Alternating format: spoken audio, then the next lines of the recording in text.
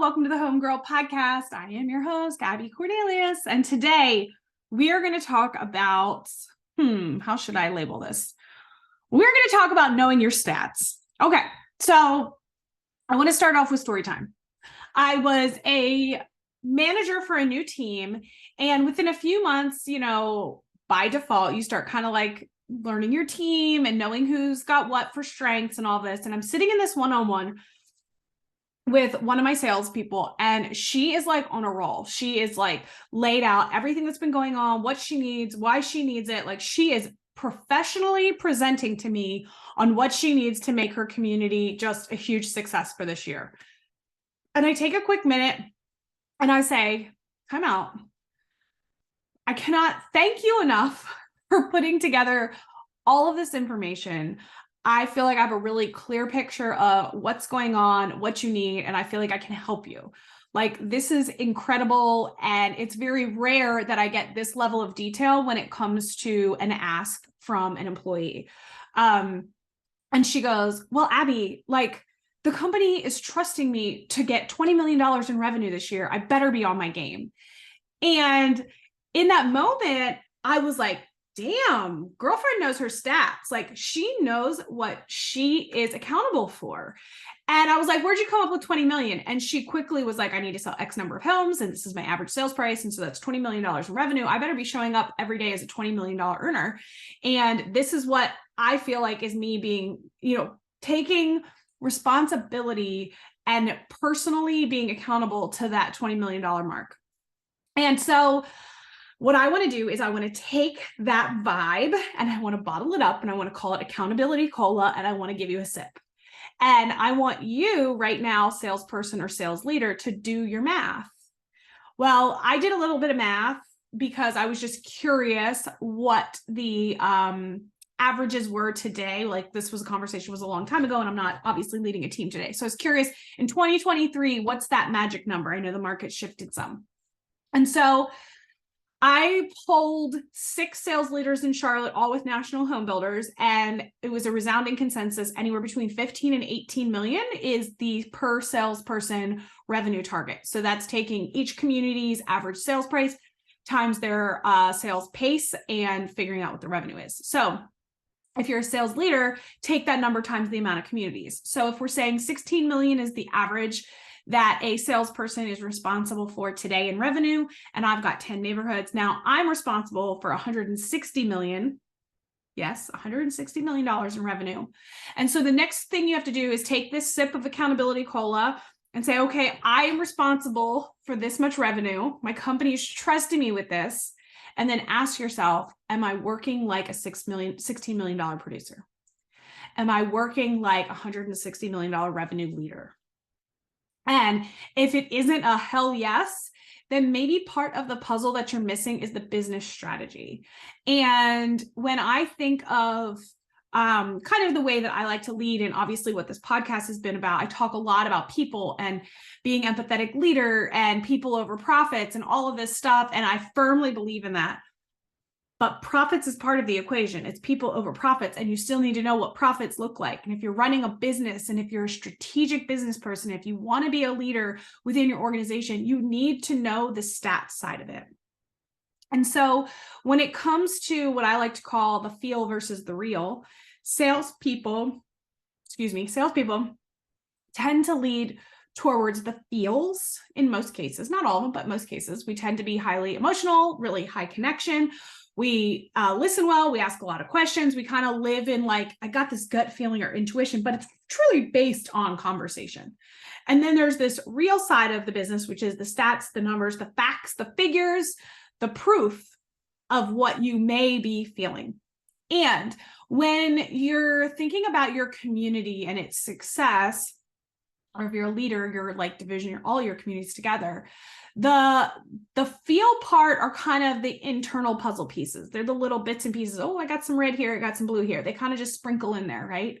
But the real, the facts, the figures, the stats are the border. They frame out the picture and tell a story of they complete the story of what's really going on.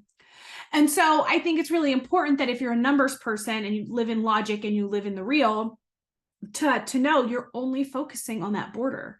You're only focusing on the outline, the framework of what's happening, but you don't have the full story until you start talking and asking questions and digging in and getting that intuition and that feel, that vibe, whatever that is, that fills in the inside of the puzzle. So if you want a clear picture, you need the stats and the feelings. And what was happening in that meeting with my salesperson was she was painting a clear picture. She was saying things like, hey, I've felt like the last few months this has been going on, or I've been hearing this a lot from customers.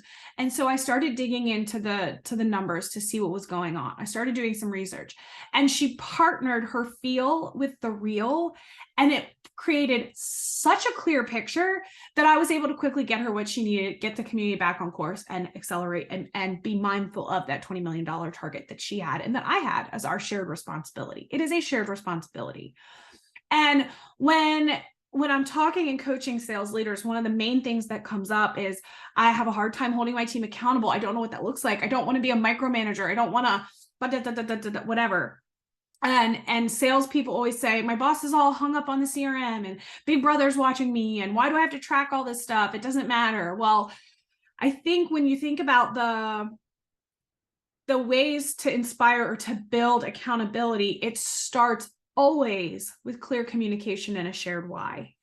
And I think the best clear communication and the best shared why we can provide to our salespeople and to ourselves is this ultimate goal of what's the impact? Like, what are we shooting for? And if we can all agree that, let's just say the average is 16 million. Hey, salesperson, I hired you. I'm entrusting you with $16 million in revenue. And because of that, here are the tools and resources I'm giving you to help you show up great as a $16 million producer. There's an earnest and a responsibility to the number and to the systems to help support it. And same thing, as a sales leader, if I only spent time in conversations, which I love to do, and I never took time to pause, run back the tape, see how the team's doing, see what's going on that may be predicting what's happening next, I'm missing a big piece of my responsibility, which is knowing that real, knowing what's really going on in terms of facts and figures. Now, I think if we educated, there's this disconnect, I see, at least in my experience, where a lot of big leaders are high real. They deal just in facts, figures, and numbers. They love it up there. They love spreadsheets and trackers and filters and pivot tables and CRMs and all this stuff. They live in the real because it's predictable. It tells a story. They feel like they've got it all figured out. Where people who work in the field, sales, construction, loan officers, we tend to work in the feel because we are in the field, we're dealing with the problems, we're seeing it. So we tend to have all these gut and intuitions. And the beauty of a leader, and if you're an aspiring leader, is to be able to bridge the gap between the feel and the real, and to be able to complete the story so that you can take whatever the sales team is feeling, put data and stats behind it to persuasively communicate with your leadership team to get the action that you need. It is the whole story. And what you need to do is when leadership drives an initiative and they drive a real thing, we need to do this, and make sure that you know the feel behind it. Make sure that when you communicate it to your team, you're talking about the feel behind it so that you get commitment, not compliance. So compliance is when we're a big company and we say, do this, it's your job because we said so, and there's zero more to it. And there's times, right, where we pull that card. I know I pull it as a parent. Sometimes I'm tired of explaining myself and it's just because I said so. I'm sure you can all relate.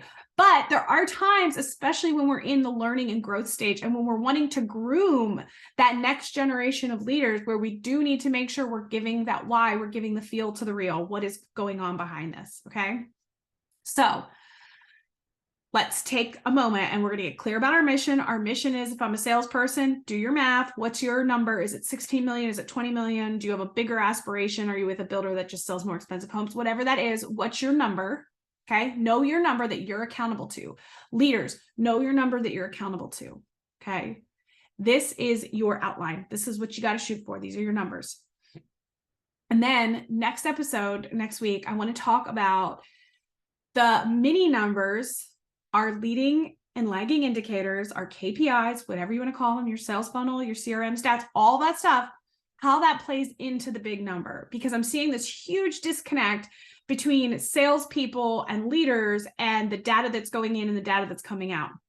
When I was a sales trainer, I used to say junk in, junk out when it came to the CRM. And a lot of salespeople are either not putting stuff in. I've seen trends where salespeople don't put in customer information because they don't want it to look like their traffic was high and they weren't converting well. Well, salesperson, you don't own that customer's information that was given to the company. You have an obligation and a responsibility to put it into the CRM. You never know when that person's going to want to buy a house. They get to be part of our marketing campaigns. You have to. It is your job to put that into the CRM because it is property of your company that the customer gave that information to your company. And if you keep it in a desk drawer, it's not doing anybody, including yourself, any good. So we need to stop managing CRMs to like corporate guidelines and corporate standards, and your conversion is low and your conversion is high. We're going to talk about on next week's episode how to benchmark your performance, how to benchmark your conversion rates, and go from there. It's not about company standards. It's not about big brothers watching you, and leaders. You need to do the same thing.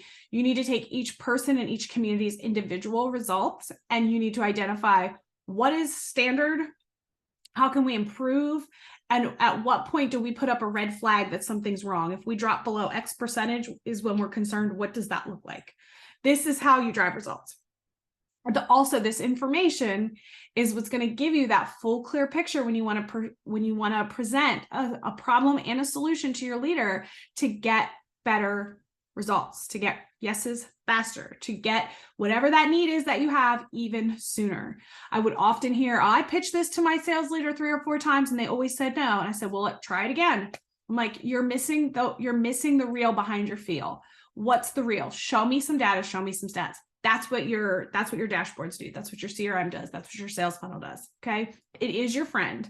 When I was newer, I used to call it my CYA, cover your ass, right? Like if I felt something, my dashboard typically would tell the same story. So let's not forget that this tells a story too. It supports your gut, your intuition.